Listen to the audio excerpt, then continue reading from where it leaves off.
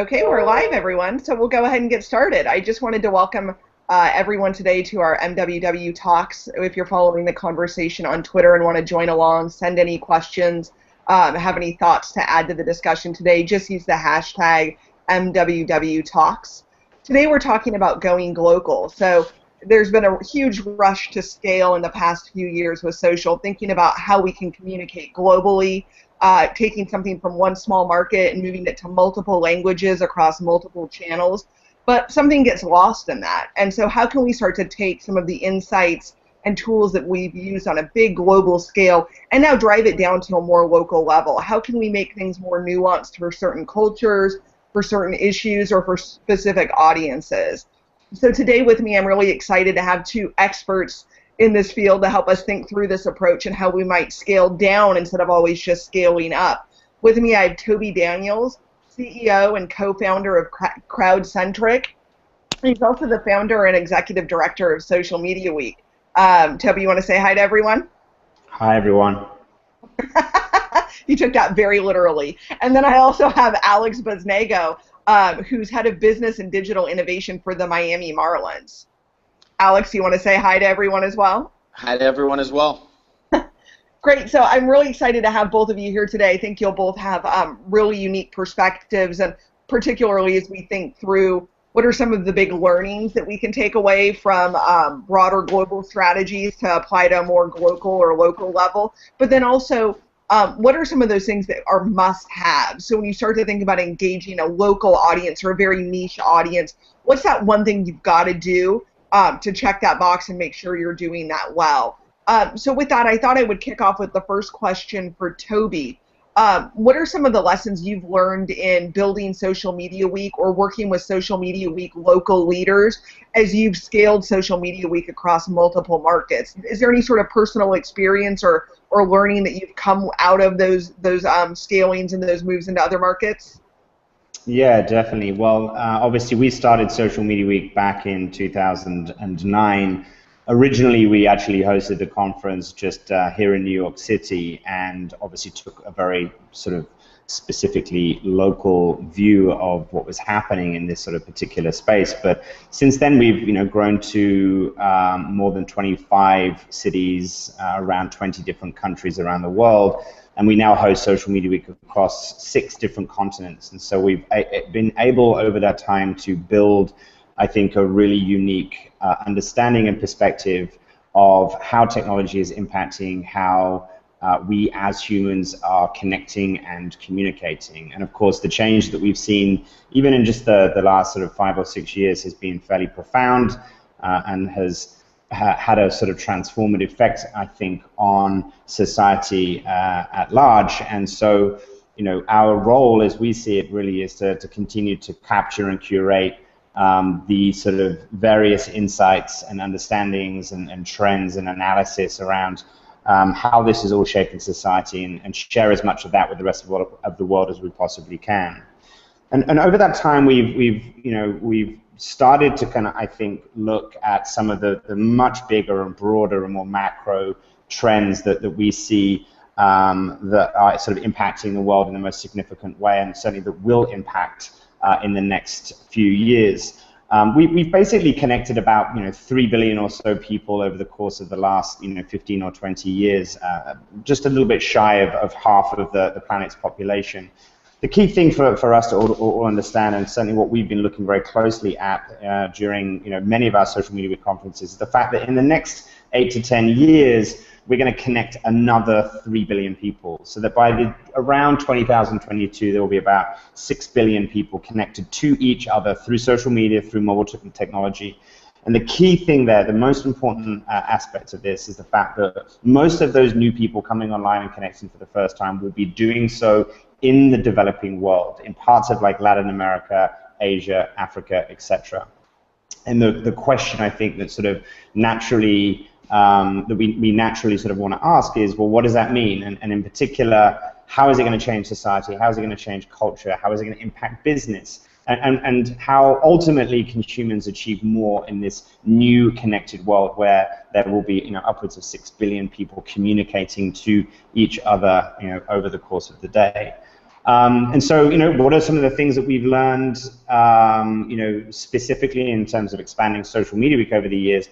Three things that have come to mind, really. One, understanding the nuances of local culture and local languages is critically important in communications, in marketing, in figuring out how we can sort of take advantage and capitalize on these networks of communication that now exist over sort of geographical and cultural boundaries. The second thing I think has been really important to us is this idea of taking a sort of bottom-up approach to innovation rather than being dictatorial and being top-down. And from a conference programming standpoint and from a media and communications and news perspective, what that means is figuring out how to build an infrastructure and a network that can enable the best ideas and the best information and news to kind of surface from all of these local markets, and then figure out what is the best way in which we can capture, curate, and then share a lot of that local knowledge with the rest of the world. And then finally, just in thinking about what we've learned, and by the way, I can go on and on because there's so much that we have learned over the years. We have lots of other questions, so we'll get to it. The third thing that I think has been really important to us is that, when we designed Social Media Week so that our local teams and local markets were ostensibly responsible for producing all of the content and the events and the programming, what we found is that in doing it that way, some of the best and most unexpected things happened as a result. And designing for the unexpected, I think, is something that we've learned over the years as being something that's really important to bake into the way that we build these distributed conferences. And so those are just a couple of things. As I say, I can kind of talk a lot more about some of the things that we've learned over the years. That's all really interesting, and I think that the theme you're picking up on, also the even in one local area, you're still communicating at times with multiple different cultures, different language, different interests, different personalities. And I think, Alex, that's actually something that probably resonates a lot with you, working with the Miami Marlins in Miami, which obviously has a really diverse culture in and of itself. So your immediate fan base is pretty diverse. And then you're thinking about how you connect with fans who are maybe very niche in the sense that they're Marlins fans, but they're not necessarily in Miami. How do you sort of balance that and juggle that, particularly when you're communicating as part of a much larger organization like Major League Baseball? And I just have to throw into this question, go Nats. Oh, that's disappointing. Well, yeah, we'll see. I think we're playing you guys soon, so we'll see who comes up victorious. But yeah, I mean, I think you hit it on the head. Miami is a pretty global city, and baseball appeals to a lot of different cultures, and marketing it to a lot of different groups of people within the very same market, quote unquote, is an interesting puzzle to solve, and that's what they pay us to do, I guess.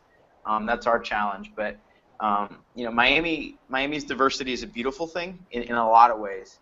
Obviously there's a huge Cuban population, there's a huge Venezuelan population, there's a huge American population, and so on and so forth. And everyone kind of responds to different messages, and that's frustrating and exciting all at once. And I think what digital techniques have allowed for is kind of a more targeted approach to be able to speak to everyone in their own A language and B just in the way that they prefer. The other challenge is Miami seems to be a town where everyone's from somewhere else. So there's kind of an identity issue.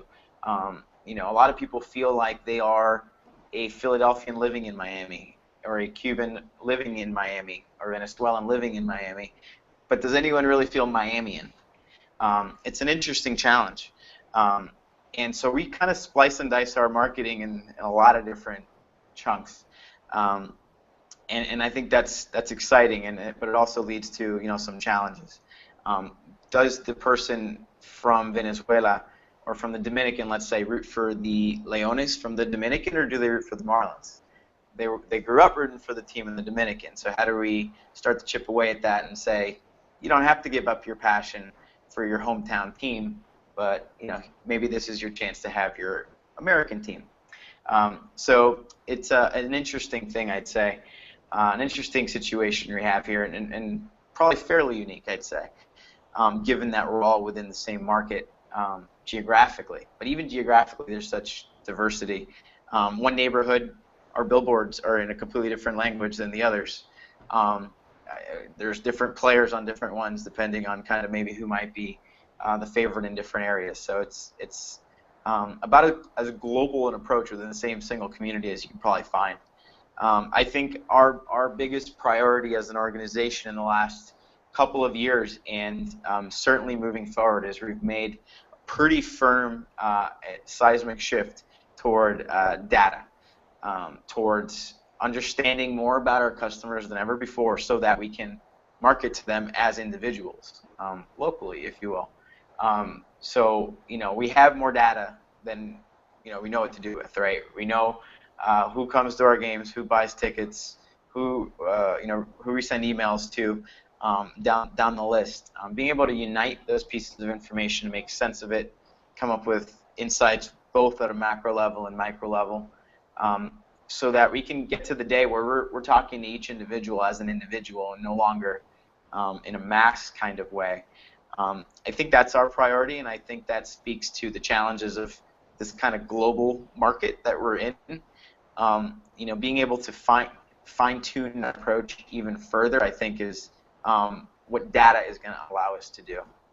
That's really interesting, and I think the data piece is really key. I think when you start to use those insights, it allows you to be more specific, and then it also allows you to think about the tools you have to communicate and how you can drive specific messages to very specific audiences on social platforms. It's sort of the beauty of social, is that you can be local. But as you think about data, Toby, what sort of trends have you gleaned and insights have you gleaned as you've scaled in different markets? Are there certain things that connect the markets that you see over and over again? And then are there certain things that are different in every market? Sure. Well, as I mentioned before, we've definitely scaled very quickly. I mean, in about, I think it was two and a half years, we went from one city to about 20 cities. And during that time, we hosted in Brazil, Colombia, Buenos Aires, in Argentina, Mexico City, Bangalore, Seoul, Korea, Moscow. We've really sort of expanded quite substantially, but across so many different diverse cultures. And what's really interesting is that while technology is permeating all of these cultures in lots of extraordinary ways, and while there are true differences, true cultural differences in how people in different cultures connect and communicate, and of course where they are and how advanced or mature the culture is in regards to how much technology is sort of permeated that particular society. For me, what has been even more profound has been the similarities. The fact that we're, to a certain extent, more the same than we are different. And what I've personally kind of started to think a lot about and draw inspiration from is this idea that behavior and trends are actually more generationally specific than they are culturally specific, in that pretty much all young people everywhere where there is an internet connection and access to smartphone devices tend to love short form communication, SMS, Snapchat, WhatsApp, all of these different sort of tools and applications that allow them to communicate in short bursts with very limited amount of language use, and often in many cases where you have applications like Snapchat instead, where they prefer actually just to communicate with imagery, or Instagram in terms of how they can express themselves creatively. And that's true just everywhere. I mean, all young people like to communicate in that way. It doesn't matter whether you're Brazilian or whether you're English or whether you're from, Argentina or from, Japan. There are extraordinary similarities from a behavioral standpoint. And that's something for us to kind of think about. And there's something really good about that, in the sense that it brings us closer together, and in particular where you're using Snapchat or Instagram, which overcomes the kind of the language barriers that often prevent us from sort of connecting as human beings. But there's also a kind of a negative aspect to us, the aspect to it that we should be quite conscious of, which is that we are becoming more homogenous as a society, as a culture. We're becoming more similar than we are different, and that will continue over time. The more connected we are, the more networked our communications become, the more we will become similar to each other. So over the course of the next 100 years, we're going to see profound changes. And I think there's something about that that just sort of stopped me in my tracks and made me think about what is my role, what is our organization's role in understanding the importance and significance of that, and what we should ultimately do to protect the diversity of the various different cultures around the world.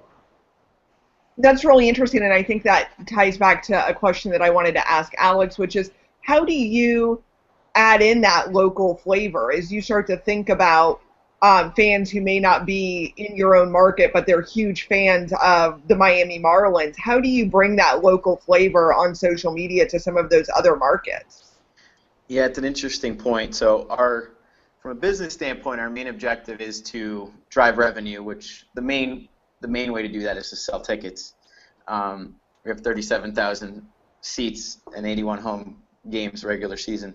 So, that's kind of our main business objective, and if you're not within, 50-mile radius roughly, odds are you're not coming to a lot of games. So it presents an interesting marketing challenge because, about 60% last I checked of our fans are actually within that radius.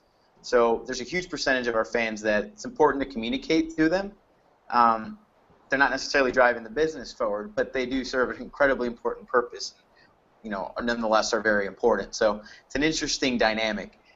So while the majority of our spend from a marketing standpoint goes into the local, geographic area of people more likely to attend Marlins games here at Marlins Park on a repeat basis, being able to communicate to really the entire area of Latin America, which is where a lot of our fans come from. We're referred to sometimes as the team of the Americas, because we do have kind of that identity throughout Latin America. It's really interesting, and I think being able, we kind of have a full multicultural marketing department, right? So, and that kind of goes department by department. So whether it's marketing, whether it's communications, whether it's community outreach, whether it's the Marlins Foundation, whether it's sales, every department is not divided in two, but takes two very distinct approaches. Thank you, Jenny. And it's more than translation. It's really understanding the needs of that particular department and of that particular audience, and kind of merging too. So it's kind of a very it's a process that's very central to the way we do business. That begs a question for me, and this is for both of you really. Is there a platform or a tool, whether it's Facebook or Vine or Snapchat, that you feel like works both best at a global scale and at a local scale? Social has the advantage of being able to kind of refine the message geographically or age-wise. So those are some great things. The majority of our ticket purchasers, repeat ticket purchasers, are not necessarily the most avid users of social media. So we kind of have to balance that. Social media's purpose for us is to inspire word of mouth among our fans. So we assume if you like us or you follow us, you really must like us a lot, and thus we're not trying to convince you to be a Marlins fan. We're trying to convince you to spread the message to your friends who may or may not be on social media. So it's really not social media. I'd say sparking word of mouth is kind of one of our biggest priorities. Taking those that actually love us and consume us and are repeat business partners of ours and come to a lot of games, inspiring them to the point where they want to share the message to their friends using social, using SMS, using email. That's one of our three goals. We've kind of roughly identified that there are three ways to get someone's attention in today's world. One is to have it come from their friend, have it be a word of mouth kind of message. Number two is to just solve a pain point. If there's a way to skip the line at the concession stand, we're going to have our consumers' attention. And I think we do a good job at that, so that you won't experience big lines at Marlins Park. And third is to have just a really targeted custom message. And that's really kind of where our priority is moving forward with our deep dive into analytics and into data. How do we present a targeted custom message that's built for you? That's a huge challenge. Requires a lot of infrastructure, requires a lot of processes to be thrown out the window, and a lot of new ones to be created. A lot of inertia has to be disturbed, but that's what we're trying to do. So building those platforms and those mechanisms so that we can target each person as an individual. And if I know you only come to Saturday games, it would be foolish for me to market a Monday game to you, right? I know you're probably a Saturday game kind of fan. If I know you come with your family, then I really shouldn't be marketing to you a message for our Clevelander, which is our nightclub in left field, because that's probably not going to appeal to your family. So being able to just understand it to a pretty nuanced and detailed degree what your preferences are, what your needs are, I think is kind of the third way of how to break through and kind of actually get through to a customer in today's world. Toby, that question for you as well. Is there one specific tool or platform within social that you feel like works best at both a global and a local level? I wish there were a tool or platform that did everything that we needed in terms of how we communicate, but I'm not sure that tool will ever exist.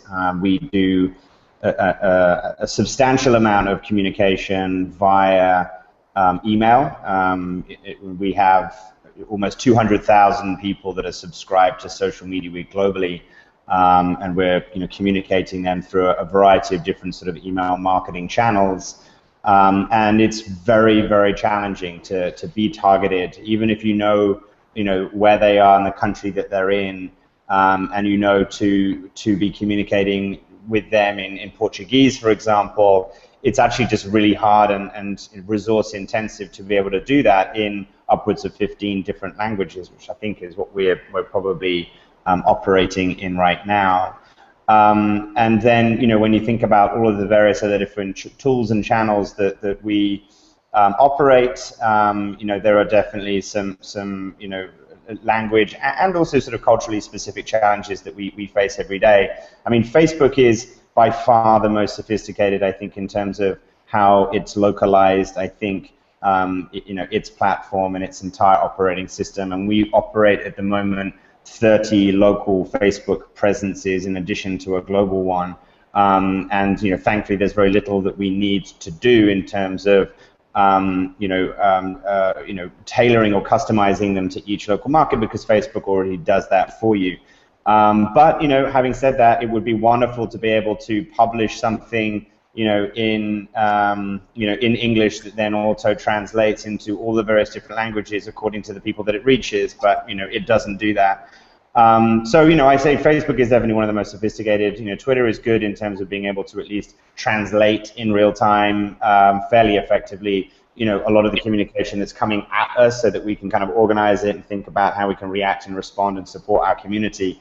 But we face substantial challenges every day in terms of how to sort of navigate all of this.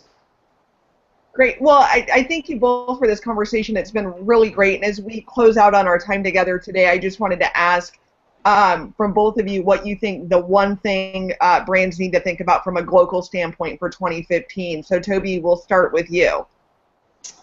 I mean, I think going back to a couple of the points that I made earlier, which I think are just as sort of transferable to a brand that is trying to develop a global strategy with all of the local sort of communication nuances sort of built in. I think it's critically important to deeply understand the local markets and the local cultures that you are essentially engaging in, and there is no better way of doing that than essentially building local teams that are essentially on the ground and connecting and engaging in whatever capacity. That local knowledge is critically important, and trying to second guess how to navigate the nuances of local culture is the shortest path to failure. And so I think that's probably the most important thing. And the other things that I mentioned earlier were to do with sort of, bottom up versus top down, and designing for unexpected results, because the beautiful, magical, sort of creative ideas that often really resonate, I think, in this sort of both in a global and local way, often come from these local markets, and so designing for that is crucially important. Great. And then Alex, I'll let you have the last word on that. What do you think the one takeaway for 2015 is? Yeah, I mean, I think it's not for 2015. I think it's just kind of in general. They teach you in business school that the kind of core marketing is right message, right place, right time. What digital has done is allowed you to kind of do that in a far more fine-tuned manner. The biggest thing is understanding your audience, understanding your market. It's really easy, and I'm guilty of it, to skip the research and to not do market research and to assume that just translation is enough, and it's generally not. You'll get okay results if you do that. I think doing your research, understanding what people want and don't want, understanding data points and how they've changed over time based on within a single customer profile. We've been really surprised in good ways and bad ways at how some of the most basic assumptions we've made have just been incorrect. Have just been completely counterintuitive.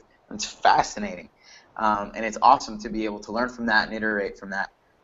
But it starts with understanding the market as a whole on a macro level, but also at a micro level and also at a per user basis. And I think that's a principle that won't get old, no matter what technology comes out next after social media. When we're all talking into our watches in 15, maybe it'll be.